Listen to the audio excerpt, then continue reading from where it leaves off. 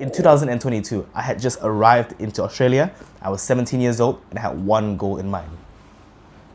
Make money. You see, coming out of Malaysia, I was a degenerate. I was playing Clash Royale, PUBG Mobile. You fucking why you bullying? I watched over 100 animes, but now it's time for a new beginning. So what did I do?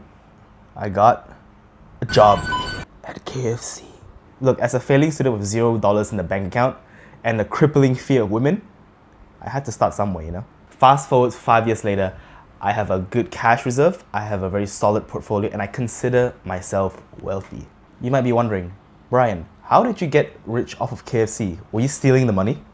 Now that is a good suggestion for if I ever decide to go back there, but no, I did not do that. For you see, my friend, it isn't the KFC money itself that made me rich. It is the knowledge that I gained while working at KFC that has made me wealthy. And lucky for you, I've compiled all these lessons into one video so that you can learn everything that I've learned without having to go through everything that I've went through. Oh! Look, working at fast food is not a good source of income. Unless you want to work Friday nights. Oh! Lesson number 1, learning how to manage your money. Because my income was so low, I had to learn how to live on a small income as well. I was very frugal with my money, and this taught me how to manage it well. Morgan Housel says that saving is about humility and spending is about ego. This taught me a valuable lesson because I no longer want to spend money to impress people that I don't really care about, and I didn't stupidly spend money that I didn't have to impress people that I didn't care about. This really set me up for the future because while my friends' incomes were growing bigger, so was their spending. Meanwhile, as my income was growing, my spending stayed the exact same level. Little did I know that this saving would end up becoming my emergency fund. An emergency fund is basically a safety net that protects you in the case that something happens and you need money to solve the problem. For instance, a speeding ticket, you have to fix something in the house, an unexpected expense comes your way, you'll be ready.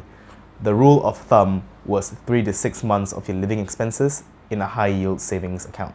Now, because I was saving for such a long time, I already had more than 6 months worth of my living expenses. I was already prepared for any surprises that came my way.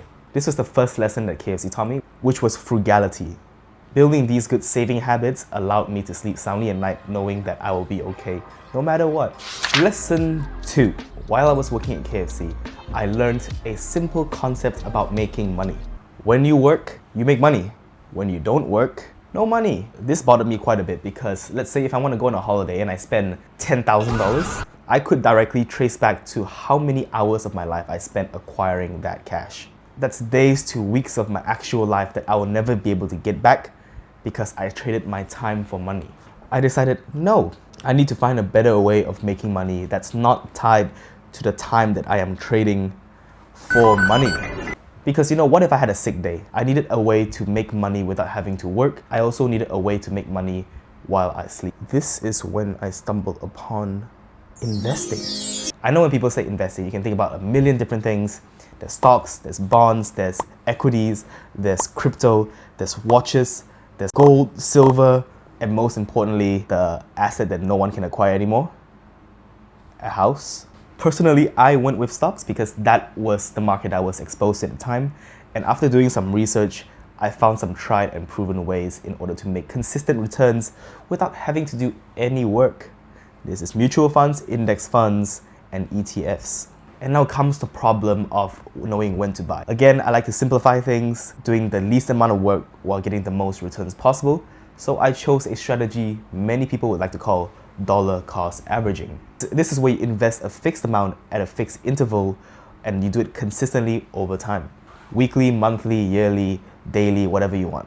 This takes away the stress of checking the market every single day and also takes the emotional stress of deciding when or what stocks to buy. It stops investors from making irrational decisions, and most importantly, it builds consistency.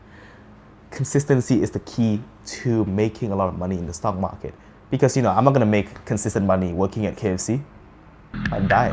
Over a long enough course of time, I know that the market will always return at least 7 to 15% as long as I give it time. Again, if I give it time, everything will give me returns everything will be fine. Thankfully, over the past 3 years of investing, it's been a good market out there, been good returns. It's looked more like 30% for me personally. This is the power of investing, and it is why I implore you to start right now. The best time to plant a tree was 20 years ago. I'm barely even 20 years old.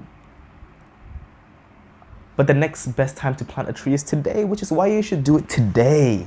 I believe that no matter what your income size is, whether it's high or low, as long as you manage your money well and you live below your means and you do invest consistently, over time, you will be wealthy. You'll be financially independent. Look, I've saved you a lot of time by importing this much knowledge into your brain free of charge, instead of you having to work it out yourself working at fast food. So if you have found this video helpful in any way, please make sure to like, subscribe. It's free, and if you change your mind, you can always unsubscribe later. Anyways, that is about all I have for today. I will see you in the next one. Alright, see you. Bye-bye. Bye-bye. Bye-bye.